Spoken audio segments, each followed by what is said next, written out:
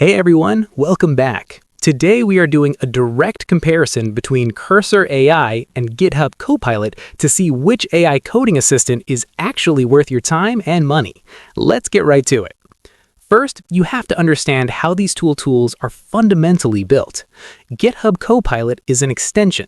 This means you can install it directly into the code editor you are already using, like Visual Studio Code or JetBrains. It's completely frictionless and gets out of your way. Cursor AI, on the other hand, is a completely standalone code editor.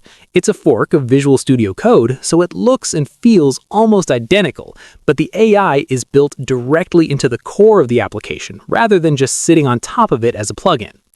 Next, we need to talk about how they actually write code for you. Copilot is famous for its autocomplete capabilities. It's incredibly fast at guessing the rest of your line or generating a specific function from a simple comment.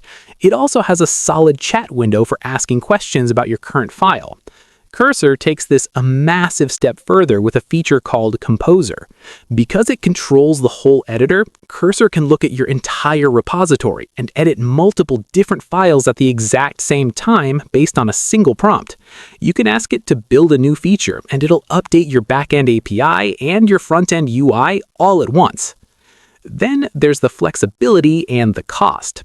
GitHub Copilot relies heavily on models provided by OpenAI, and it integrates flawlessly with your GitHub pull requests and issues. It costs $10 a month, but it's completely free for verified students and open source maintainers, making it an absolute no-brainer if you fit into those categories. Windsurf sits around $15 a month for its pro tier.